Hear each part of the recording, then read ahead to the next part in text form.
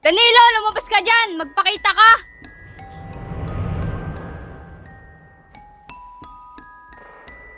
Nang dahil sa ginawa mo, nakumato si Mama!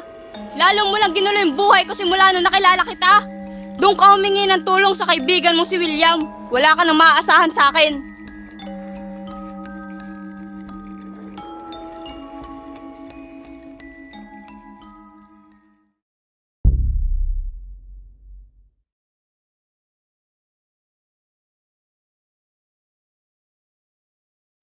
Daisy, salamat nga pala kasi pumayag kang alagaan si Mama. Wala ko naman, parang pamilya ko na din kayo eh.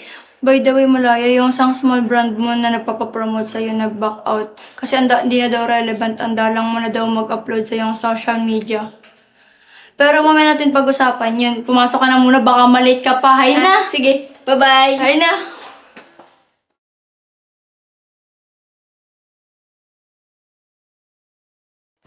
Hi guys! So ngayon, papunta na ako sa school. Pasensya na nga pala kasi mahigit 2 buwan na ako di nakakapag-update. Busy kasi ako sa school tsaka busy din ako sa pag-aalaga kay Mama. May sakit kasi siya. So, salamat guys. Hayaan nyo sa susunod, babawi ako. Bye-bye guys!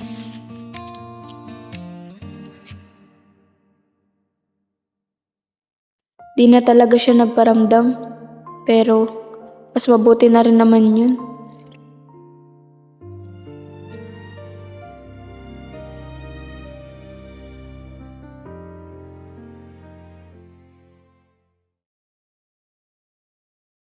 Huwag niyo po sasaktan ng aking family.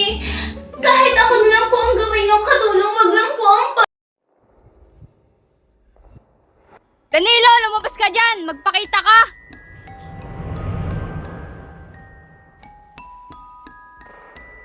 Nang dahil sa ginawa mo, nakumato si Mama! Lalo mo lang ginulo yung buhay ko simula nung nakilala kita! Doon ka humingi ng tulong sa kaibigan mong si William. Wala ka nang maaasahan sa akin.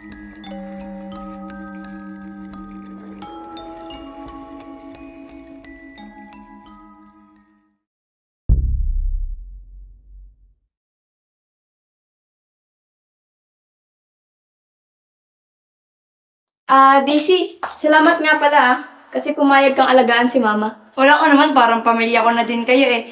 By the way, Malaya, yung isang small brand mo na nagpapapromote sa'yo nag-back out. Kasi hindi na daw relevant, andalang mo na daw mag-upload sa yung social media. Pero mamaya natin pag-usapan yun. Pumasok ka na muna, baka malate ka pa. Hay na! Sige, bye-bye! Hay na!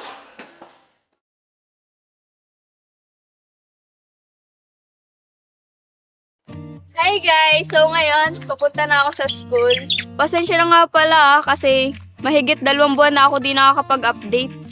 Busy kasi ako sa school tsaka busy din ako sa pag-aalaga kay Mama. May sakit kasi siya. So, salamat guys. Hayaan nyo sa susunod, babawi ako. Bye-bye guys!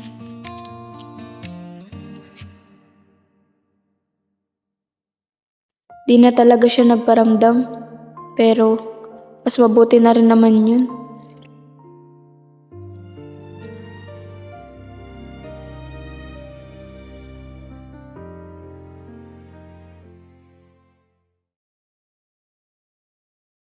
Huwag niyo po sasaktan ng aking family.